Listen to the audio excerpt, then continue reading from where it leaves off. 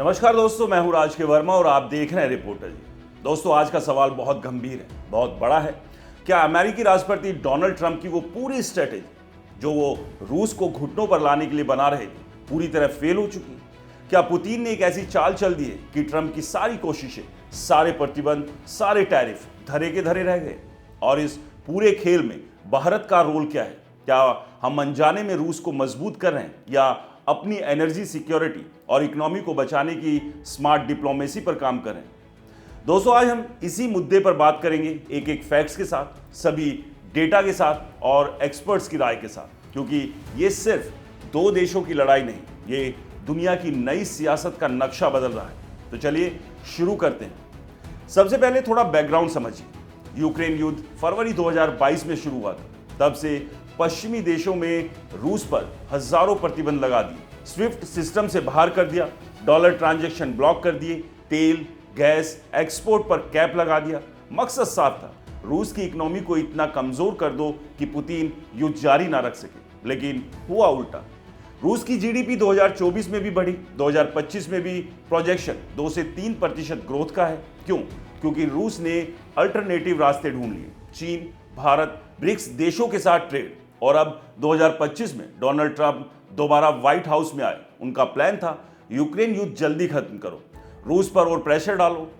Trump ने कहा था कि वो पुतिन से डील करेंगे, लेकिन साथ ही रूसी तेल की फंडिंग रोकने के लिए सख्त कदम उठाएंगे।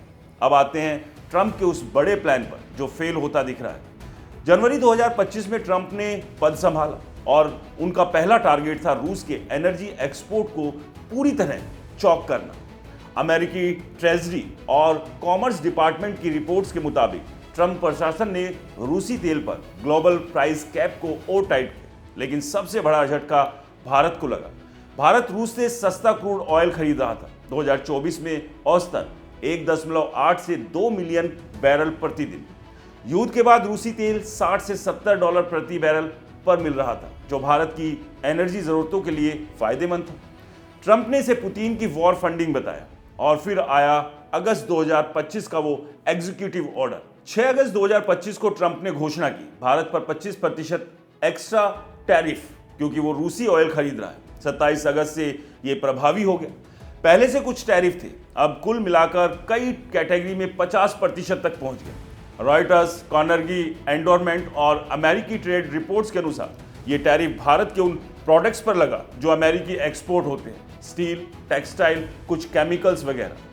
ट्रंप का लॉजिक था, भारत को मजबूर करो कि वो रूसी तेल छोड़े, तब रूस की कमाई रुकेगी, युद्ध रुकेगा। लेकिन क्या हुआ? आंकड़े देखें, कार्गो ट्रैकिंग डेटा और इंडियन ऑयल मिनिस्ट्री की रिपोर्ट बताती है कि 2025 के पहले 6 महीनों में भारत का रूसी ऑयल इंपोर्ट थोड़ा कम जरूर हुआ, मई जून में 20% तक ड्रॉप, लेकिन नवंबर दिसंबर में फिर बढ़ गया। नवंबर 2025 में भारत ने 1.9 मिलियन बैरल प्रतिदिन रूसी क्रूड लिया, जो 6 महीने का हाई था।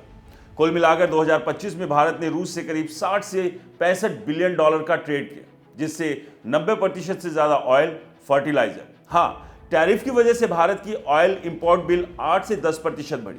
भारत ने सऊदी, इराक, अमेरिका से ज्यादा तेल लिया, लेकिन पूरी तरह रूसी ऑयल बंद नहीं किया। क्यों? क्योंकि भारतीय विदेशी मंत्रालय और एनर्जी एक्सपर्ट्स बार बार कहते हैं, हमारी एनर्जी सिक्योरिटी सबसे ऊपर है। पूर्व विदेश सचिव हर्ष श्रृंगला जैसे एक्सपर्ट की राय है कि भारत ने सही बैलेंस बनाया, ना अमेरिका से पूरी तरह टकराया, ना रूस से दूरी। अब आते हैं असली ट्विस्ट पर। रूस की वो स्मार्ट चाल जो ट्रंप के प्लान को चैलेंज कर रही है। जब तेल का प्रेशर बढ़ा, रूस ने सोने का रास्ता खोल दिया। रूसी न्यूज एजेंसी RIA नोवेस्टी और भारत के कॉमर्स मिनिस्ट्री डेटा के मुताबिक 2025 के पहले 10 महीनों में रूस ने भारत को $50 मिलियन से ज्यादा का गोल्ड एक्सपोर्ट किया। ये 5 साल का हाई है।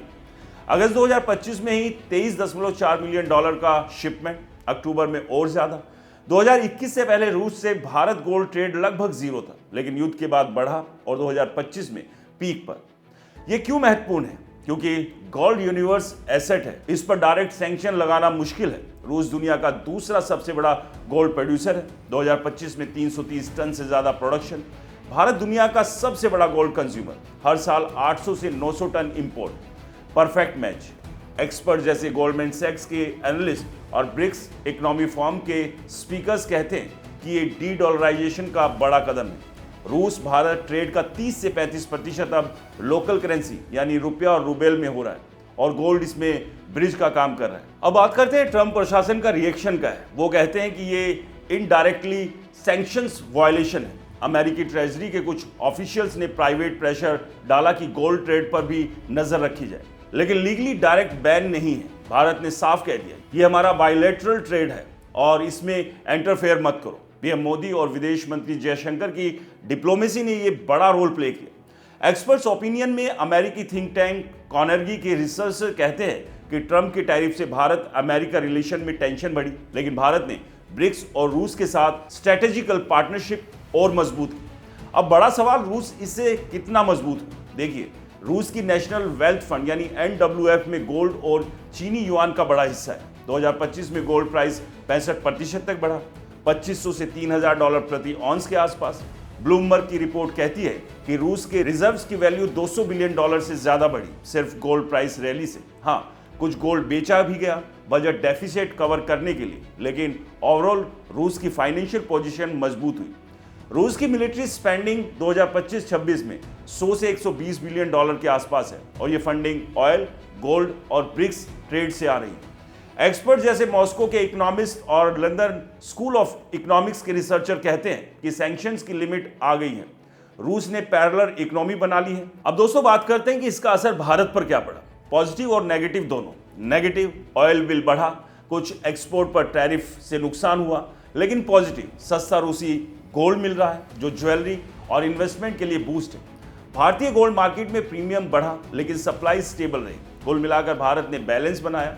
अमेरिका से ट्रेड डील की बातचीत चल रही है, रूस से स्ट्रेटेजिक पार्टनरशिप जारी है। 2026 में भारत रूस ट्रेड $70 बिलियन क्रॉस कर सकता है। दोस्तों, अंत में यही कहूंगा, ट्रंप का प्लान पूरी तरह फेल तो नहीं हुआ, लेकिन वो उतना सक्सेसफुल भी नहीं हुआ जितना वो सोच रहे थे। रूस ने दिखा दिया कि मल्टीपोलर वर्ल्ड में सैंक्शंस को बाईपास किया जा सकता है। भारत ने अपनी स्मार्ट डिप्लोमेसी से दोनों साइड बैलेंस किया, अपना फायदा देखा, लेकिन सवाल अभी भी बाकी है। अगर ट्रंप और सख्त हुआ, गोल्ड ट्रेड पर भी प्रेशर डाला, तो क्या होगा? ये दुनिया की नई रियलिटी है। अब आप बताइए, क्या भारत को रूस से इसी तरह गोल्ड और ऑयल लेते रहना चाहिए या अमेरिका के प्रेशर में दूरी बनानी चाहिए? कमेंट्स में बताइए। नमस्कार।